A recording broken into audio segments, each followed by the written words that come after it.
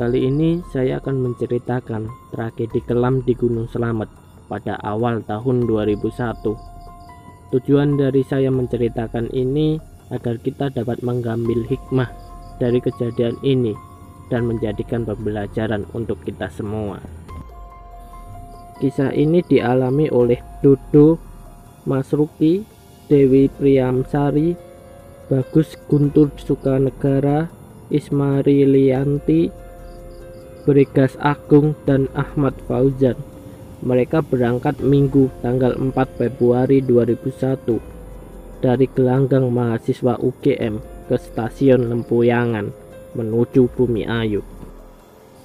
Diselingi makan siang, mereka melanjutkan perjalanan dan tiba di Pengasihan sekitar pukul 15:30. Dari Pengasinan menuju desa awal pendakian, yaitu Desa Kalidawas yang berjarak 7 km ditempuh dengan jalan kaki dan bermalam di desa tersebut. Senin 5 Februari sekitar pukul 9:30, kelompok ini mulai melakukan pendakian menuju Puncak Slamet. Kurang lebih pukul 15:30 mereka sampai di pertemuan jalur antara Kaliwadas dan Baturaden dan meneruskan perjalanan sampai pukul 5 sore, kemudian membangun kamp dan beristirahat semalam.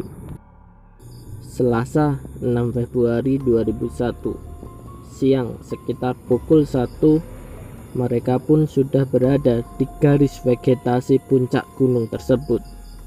Para pendaki yang mengenal Puncak Slamet pasti tahu, garis vegetasi itu tidak hanya merupakan batas untuk bisa tumbuhnya tanaman saja. Begitu pendaki melewati garis tersebut menuju puncak, bahaya badai dan kabut tebal sering datang dengan tiba-tiba. Dan jika ini terjadi, maka sulit untuk kembali. Benar juga, meskipun sudah mencapai batas vegetasi, mereka terhambat untuk meneruskan perjalanan ke puncak. Mereka berencana jika memungkinkan Selasa langsung naik ke puncak dan sorenya langsung turun ke Bambangan. Namun badai tiba dan puncak Gunung Slamet diselimuti kabut tebal. Mereka lantas memutuskan untuk membuat base camp, mendirikan 3 tenda di dekat garis vegetasi, kembali beristirahat untuk menunggu esok hari. Sebenarnya pada hari Rabu 7 Februari pada pukul 5 cuaca sekitar Puncak Slamet cerah. Namun mereka tak bisa mendaki karena belum mengepak perlengkapan. Baru sekitar pukul 6 barang-barang selesai di packing. Dengan menyisakan 1 tenda yang dibiarkan tetap berdiri, mereka menuju Puncak Slamet. Namun saat itu pula kabut tebal dan badai angin kencang kembali melanda Puncak Slamet. Mereka kembali masuk ke tenda karena tidak mau mengambil resiko terserang hipotermia. Karena suhu di garis vegetasi saja saat itu di bawah 0 derajat Celcius. Sekitar pukul 10 badai mulai reda, meski puncak masih diselimuti kabut. Angin tidak lagi menderu kencang. Sebenarnya ada rasa keraguan untuk naik ke puncak, tetapi Masruki dan Dodo sebagai pendamping menyatakan berani untuk mengantar sampai ke puncak. Akhirnya perjalanan naik ke puncak diteruskan, tapi di tengah pendakian badai hebat kembali. Saat itu mereka berada di tengah perjalanan antara batas vegetasi dan puncak. Mereka sempat berencana untuk kembali ke base camp, tapi baik kembali ke base camp maupun meneruskan ke puncak sama saja sulit. Akhirnya mereka memutuskan untuk meneruskan pendakian. Saat itu jarak pandang hanya sekitar meter karena tebalnya kabut. Masruki, mahasiswa Visopol UGM, tiba-tiba berteriak minta tolong. Dia diduga terserang hipotermia dan terguling ke lereng. Mereka mendengar suara itu, namun karena tebalnya kabut, mereka tidak bisa melakukan apapun. Setelah mereka berenam sampai di puncak, Dodo, Fauzan, dan Gentur turun menjemput Masruki. mereka memampah Mas Ruki hingga ke puncak Tugu Surwono. Tugu itu adalah tanda puncak tertinggi Gunung Slamet. Di puncak yang juga bibir kawah Slamet, mereka mendirikan tenda dan menginap semalam. Saat itu mereka tidak mungkin kembali karena badai makin menjadi-jadi. Bahkan hingga keesokan harinya, Kamis 8 Februari, badai tak kunjung reda. Mengingat kondisi fisik mereka makin lemah, padahal masih membutuhkan tenaga untuk turun, akhirnya mereka memutuskan untuk turun. Saat itulah Mas Ruki yang kondisi fisiknya masih lemah kembali terserang hipotermia. Dia sempat terguling, namun beruntung si Bagas yang ada di depan Mas Ruki sempat menghadang tubuhnya. Kalau tidak, tubuh Mas Ruki saat itu juga sudah masuk jurang. Kelima pendaki lain segera mendekati tubuh Mas Ruki dan Bergas yang terjatuh. Mereka memutuskan untuk menunda perjalanan dan kembali mendirikan tenda di sekitar lokasi jatuhnya Mas Ruki. Padahal saat itu mereka masih berada di kawasan non-vegetasi. Tiba-tiba beberapa meter di bawah mereka terdengar sayup-sayup suara beberapa orang yang teriak-teriak. Namun mereka tak mendengar secara jelas apa yang orang-orang itu ucapkan. Mereka hanya bisa berkomunikasi dengan peluit. Mereka lantas meminta Dewi untuk mendekati asal teriakan itu. Dipandu suara peluit dari pendaki lain, akhirnya Dewi dapat mendekati mereka. Mereka ternyata pendaki dari Jakarta, tapi tidak berani memberi pertolongan karena kabut terlalu tebal. Para pendaki asal Jakarta itu memutuskan untuk turun ke Bambangan, desa terdekat di kaki Gunung Slamet, untuk meminta pertolongan dari desa tersebut. Dewi diputuskan ikut bersama pendaki dari Jakarta turun ke bawah. Saat itu kondisi Mas Ruki masih hidup, hanya saja kondisinya terlihat payah. Dalam perjalanan turun, Dewi sempat bertemu tim SAR dan sampai di Bambangan pada Kamis sekitar pukul 21:30. Segera setelah itu, Dewi yang mahasiswi D3 Fakultas Geografi UGM itu melaporkan ke Kapolsek. Sementara itu, siang hari menjelang sore, di atas sana cerita gentir terjadi. Maut kemudian merenggut 5 nyawa pendaki Mapagama itu satu demi satu. Korban pertama bernama Mas Ruki. Ia menghembuskan nafas terakhir di pangkuan Dodo di lokasi base camp. Mereka memutuskan untuk turun meninggalkan jenazah Mas Ruki dengan pertimbangan akan dievakuasi kemudian. Namun kondisi fisik Bergas dan Fauzan sudah sangat kelelahan.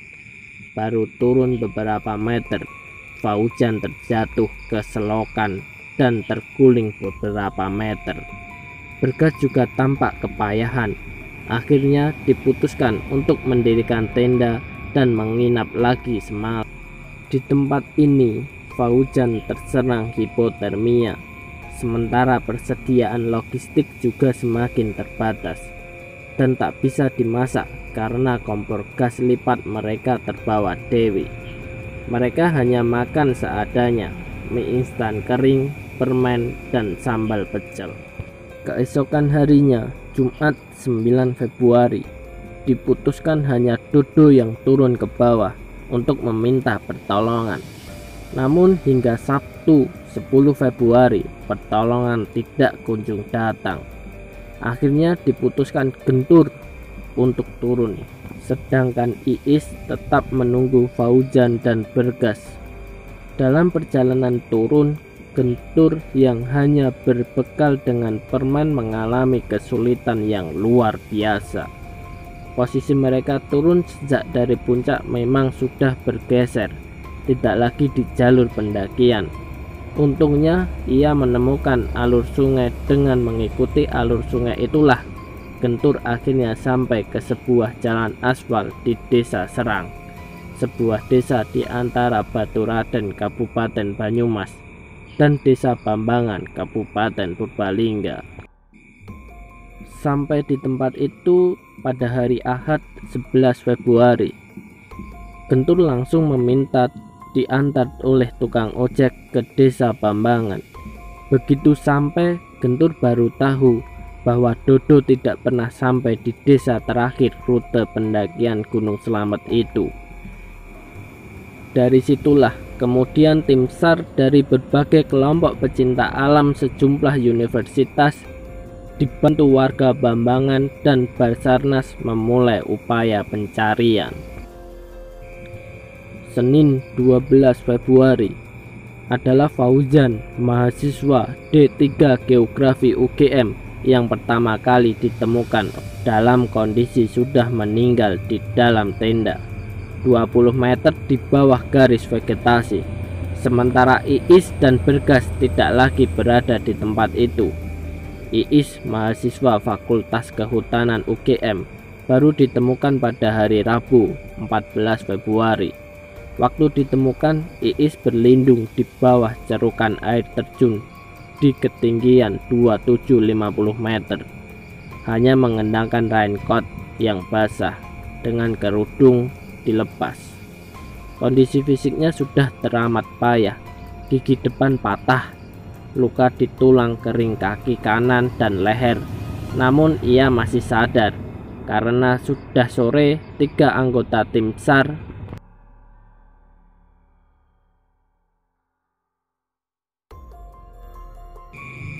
setelah mengganti baju Iis yang basah, tim SAR langsung membuat api unggun dan penyelamatan skin to skin untuk mengatasi hipotermia yang dialami Iis. Dari sore sampai malam hanya itulah yang bisa dilakukan. Eko Cahyo, anggota SRU 3 dari unit P3K UGM, memutuskan memasukkan Iis ke dalam sleeping bag. Sekitar pukul 22, Iis mulai membaik dan bisa bicara serta menjawab beberapa pertanyaan yang mudah. Kamis 15 Februari pukul 1 dini hari, Eko Cahyo mendapat giliran untuk tidur. Dam Chansi langsung menggantikan posisi Eko untuk menjaga Iis dengan membuat api unggun dan mengajak mengobrol serta menempelkan penghangat ke tubuh Iis. Pukul 3 pagi, Samsi berbaring di sebelah Iis dan karena kelelahan, Samsi pun tertidur. Ketika terbangun sekitar pukul 4:30, kondisi Iis sudah kritis tanpa respon, sehingga dilakukan pernapasan buatan sampai sekitar 20 menit. Sampai pukul 5:20 terus diupayakan penyelamatan, namun gagal.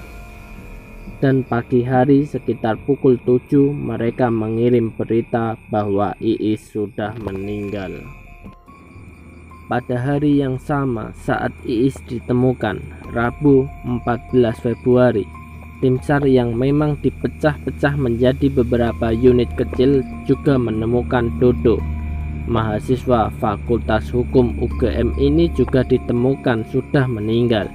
Sementara Bergas, mahasiswa Fakultas Peternakan UGM, ditemukan Sabtu 17 Februari, juga sudah meninggal dunia di dekat batas vegetasi. Korban terakhir yang ditemukan adalah Mas Ruki. Jenazahnya baru ditemukan Senin 19 Februari pada lokasi jauh dari tempat semula ditinggalkan, sekitar 200 meter di atas garis vegetasi. Misteri yang sampai saat itu belum terjawab. Dan dari 7 pendaki Mapagama itu hanya 2 pendaki, yaitu Dewi dan Gentur yang selamat. Lalu mengapa hanya ada plakat dengan nama Iis di sana atau Candid? Ternyata kawan-kawan Iis dari Sivagama atau Mapalanya Fakultas Kehutanan UGM yang memasangnya. Sebelumnya Iis memang pernah mendaftarkan diri menjadi anggota Silvagama, tetapi tidak lulus karena sakit dan tidak bisa mengikuti seluruh kegiatan diklat Silvagama. Walaupun demikian, Iis tetap menjadi bagian dari Silvagama dan sering berkumpul bersama di sekretariat Silvagama. Sedangkan plakat yang dibangun oleh teman-teman Mapagama berada di pinggir kawah antara Puncak Bambangan dengan Puncak Tugu Surono. Bulan November 2009 lalu, plakat tersebut diperbaiki setelah rusak pasca aktifnya Gunung Slamet di tahun 2009 lalu. Dan sekarang posisi plakat yang baru berada di Puncak Bambangan.